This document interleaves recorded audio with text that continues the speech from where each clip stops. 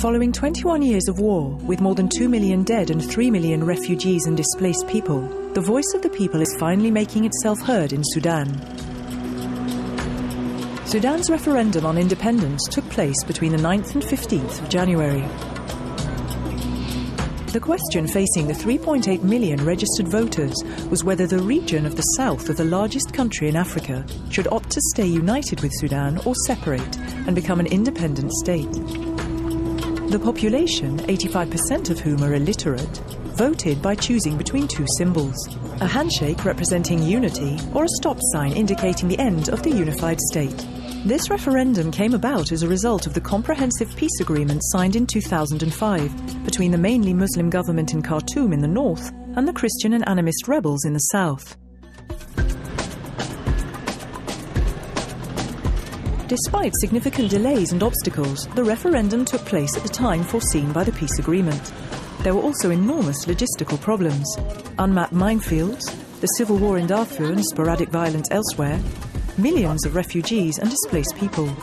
But still, the polls were set up and the Southern Sudanese people came out to vote in force. As a gesture of goodwill, the head of the Khartoum government, Omar al-Bashir, visited Juba before the referendum to meet his old enemy, Salva Kiir, and give his commitment to respect the result of the referendum.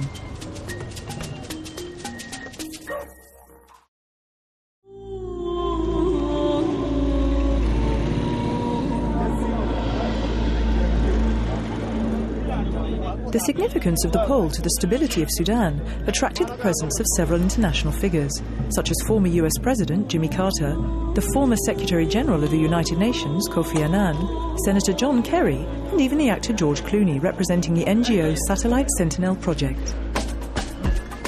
It's been 55 years of marching and fighting and dying, and today marks the first step towards independence. And it's not often in your lifetime you get to see the birth of a nation, and it's not often in your lifetime you get to see people vote for their independence for the first time. Major international organizations such as the African Union, the Arab League and the European Union were also invited to deploy observers on the ground.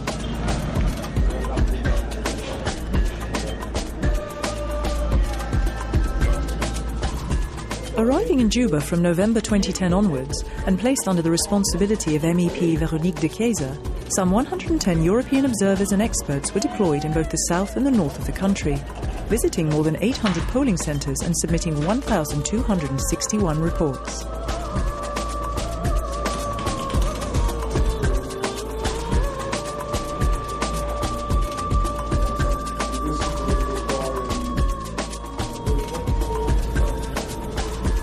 The preliminary results issued on Sunday, January the 30th indicated a 97.5% turnout, with 98.83% of votes cast for secession. In her preliminary report, the head of the European observers stressed that the election was peaceful, credible voting process with overwhelming turnout mark Southern Sudan Referendum. A few days earlier, Catherine Ashton, the European Union High Representative for Foreign Affairs, had stressed the highest importance which this referendum has for creating a durable peace in Sudan.